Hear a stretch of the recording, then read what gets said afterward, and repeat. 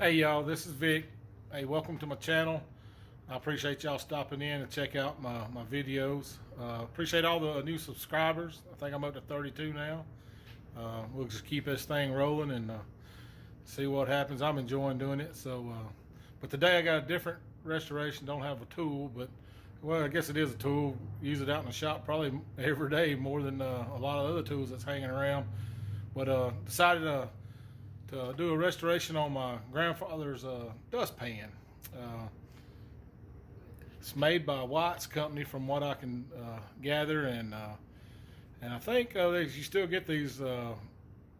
They make them Genuine Joe, I think, is how I found where you could actually buy them still. So, anyways, I remember pawpaw sweeping up on his front porch in this thing, and I know my dad had it probably after that, and I've had it for years. So I know it's over 30-something years old, so if not older. But anyways, something a little different, and I just hope y'all enjoy it. And if you would, just pass it around, subscribe. I don't think anybody shares videos anymore, but I appreciate y'all stopping by.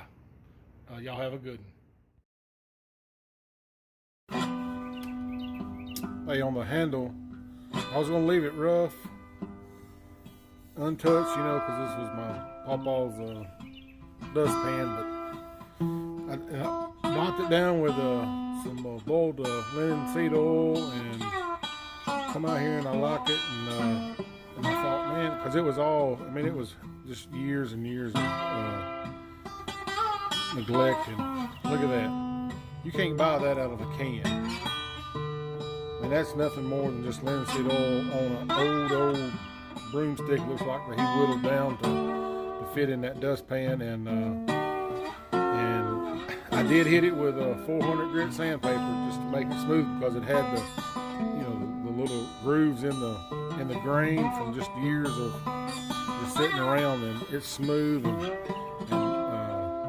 and you just can't buy that color right there anywhere. That's take too much off of it with the sandpaper, but anyways, I just thought that was I like the way that turned out.